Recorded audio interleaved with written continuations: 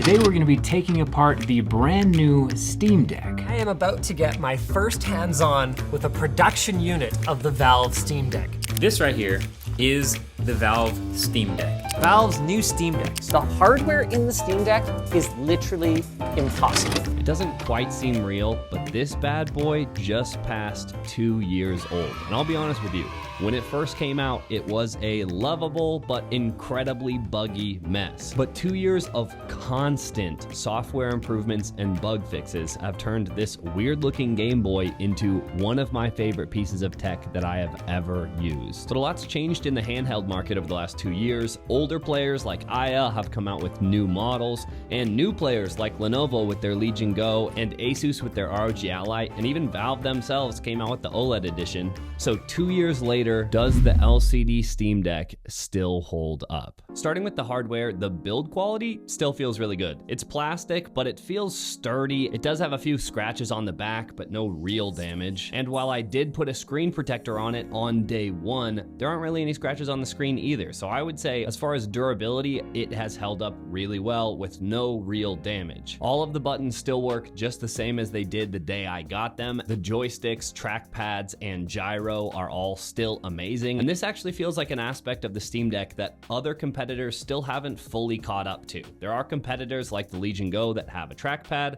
and there are competitors that have better joysticks like Hall effect sensors like on the ROG Ally, and there are competitors that have gyro controls, but none of them have combined them in such a way that feels like such a cohesive unit and feels so ergonomically comfortable. The Legion Go arguably has better input because you can take off the right and left controllers and then use them as a mouse, but I find it much more ergonomically uncomfortable. And the ROG Ally is smaller and lighter and more portable, but because it's more portable, they made the controllers flat, and I think it feels a lot less comfortable to hold. Also, I'm not sure if you guys can see it, but say hi to Kiki. She's been in the whole video, even though you can't really tell. The Kiki. For me, the Steam Deck strikes a really good balance between being portable, being small, being light, and yet still having a screen that's big enough to see and still being comfortable to hold. And speaking of the controllers and inputs, Valve is still miles ahead of the competition when it comes to their controller community layouts, where you can just go and you can post your own controller settings, but you can also download other people's controller settings that are per game specific. So even when you have a game that's not supported by some controllers or by trackpads or gyro, the community has made controller settings that will allow you to just download the most popular ones and then use them, and it is fantastic. It's a seriously underrated feature that I cannot believe aren't on Xbox and PlayStation and everyone else, because it's just so useful. Also, having the back paddles built into the Steam Deck that give you extra buttons is really clutch, and that's another one where I can't believe the stock Xbox and PlayStation controllers don't come with back paddles. I know you can buy pro controllers that do have back paddles, but the Steam Deck just comes with it. And like, one of the things that I use all the time is basically in any FPS game that I'm playing on the Steam Deck, I put my R4, the back paddle, as reload, as X on the Steam controller, and that way I can reload without taking my right thumb off aiming. So while you're reloading, you can still be aiming to the next target. And that is just so useful, and it's something I find myself missing all the time whenever I switch back to my Xbox controllers. The Steam Deck is just so much more than its combination of parts. If you look at all the hardware specs, you're like, it's just a meh handheld. And if you look at the software, you're like, it's just SteamOS, whatever, who cares, it's Linux, great. But when you combine everything together, you have something truly special on your hands, and that's something that I haven't found any other manufacturer has been able to replicate. Not with Windows handhelds, not with their own random OS handhelds. Nothing has come close to the experience that Valve has been able to deliver with the Steam Deck. But the hardware isn't all sunshine and rainbows. There are a few things that haven't aged very well, and I would say the biggest thing that has not aged well is the battery life. When I first got this thing, I ran a battery life test using Elden Ring as kind of the benchmark, and I got just a little bit over 1 hour of battery life. Now, that is pretty terrible when you compare it against something like the Nintendo Switch, But when you compare it with the ROG Ally, it's actually a little bit better than the Ally. And when you compare it with the Lenovo Legion Go, it's very similar to the Legion Go. And yes, the Ally and the Legion Go are both more powerful, but when you're just talking about battery life, that's what it is. I find getting only 1 hour of battery life in AAA games when you're pushing the system hard is just not really acceptable, and the Steam Deck OLED has made miles of improvement on that. I get over double the battery life when running the same tests on the LCD versus the OLED. But that being said, if you play indie games or lighter titles, then you can get dramatically more battery life. So I would just say for the LCD Steam Deck, probably shy away from AAA games if you want to game longer than an hour. And going hand in hand with battery life is performance, and I would say 2 years ago when the Steam Deck came out, its performance was pretty good for the sector. 2 years later, now with things like the ROG Ally and the Legion Go, and even MSI's Claw with Intel inside, the performance definitely leaves some to be desired. And I would say having this low of performance would be okay if you got that at better battery life, but having bad battery life and bad performance just isn't really great. And that's where the Steam Deck OLED has dramatically better battery life and a little bit better performance, but the LCD model just doesn't have good battery life. And the last part of the hardware that I think doesn't hold up to today's standards is the screen. When you look at the LCD Steam Deck screen, it never was very good, even in the beginning, but there wasn't really that much competition, so it was excusable, I guess you could say. But now, 2 years later, the ROG Ally has a better screen, the Lenovo Legion Go has a better screen, and obviously the Steam Deck OLED has a better screen, and that really points a spotlight on just how not remarkable the Steam Deck LCD screen is. And if you want to avoid using that screen by plugging it into a TV, then today's sponsor Ugreen has you covered with their RevoDock Pro 109, which allows you to plug in the Steam Deck to basically any periphery. You have USB Type-A, you have HDMI out, which is great for TVs, you have USB Type-C in, you got SD card readers, you have everything that you could possibly want as far as ports go, all in one convenient package. I use the RevoDock Pro 109 every time I plug my Steam Deck into the TV, which is actually pretty regularly, a few times a week at this point. And I would say if you have a handheld, even if it's not a Steam Deck, even if it's an ROG Ally or a Legion Go, you're probably gonna want some type of USB Type-C hub, and this one is fantastic. But if you want even more ports than the RevoDock Pro 109 has, then I would recommend Ugreen's other docks, which are the RevoDocks 210 and 313 respectively. All of these docks work great with the Steam Deck. It's just how many ports do you need? Do you need 3 Type-A ports because you're plugging in a keyboard, a mouse, and an external hard drive hub? What do you need? Anyways, if you want to check out any of these docks, I'll leave them linked below. And thanks again to Ugreen for sponsoring this video. Okay, so the hardware has aged pretty well other than battery life and performance, but what about the software? When the Steam Deck first came out and I first got it in my hands, I was so excited to use it. And I'm not gonna lie, my first impressions were, this thing is fantastic, but the software needs so much work because it was buggy. I was regularly having games just hang on me and crash on me, and I had to do full restarts.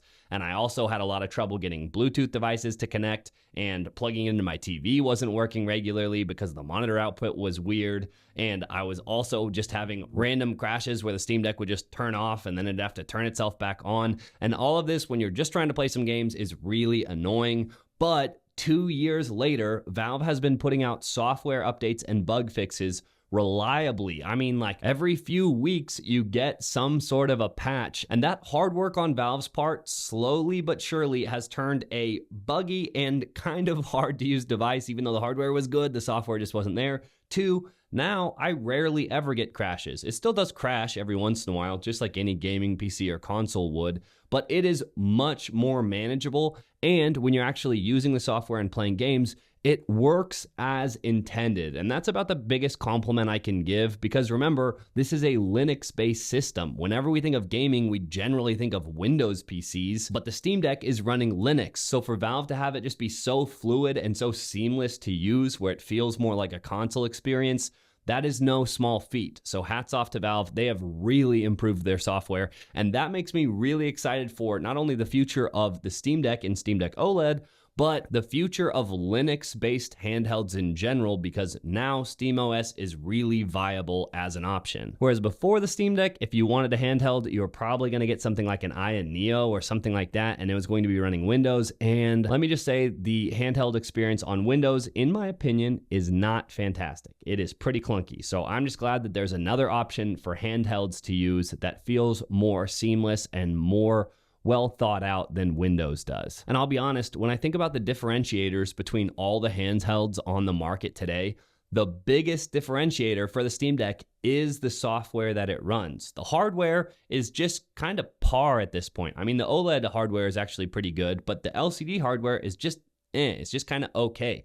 But the software is just so much better, in my opinion, than Windows on a handheld. Yes, there are flaws. The biggest one for me being a lot of anti-cheat systems don't work. So if you want to play big names like Fortnite or Destiny 2 or something like that, you have to dual boot into Windows, or there's some other ways around it too, but it's kind of a hassle to use. And so if your favorite game isn't supported on SteamOS, then that just sucks. I mean, again, there are workarounds, but it sucks. But I would still take the ease of use of SteamOS over the functionality of Windows handhelds, just because I don't like spending that much time just getting my games to work. But on that note, we have to talk about price. Valve is still selling the LCD Steam Deck. It starts at $400, and now it's been upgraded to have 256 gigs of storage, whereas originally the $400 model started at 64 gigs. But I have to say, I can't advise anyone to buy that model new from Valve. I just don't think the value's there. If you're going to spend $400, I would highly recommend you instead to spend $550 and get the OLED model, where you get better battery life, better screen, better performance, better Wi-Fi, better Bluetooth, a ton of small improvements that add up to a significantly better device.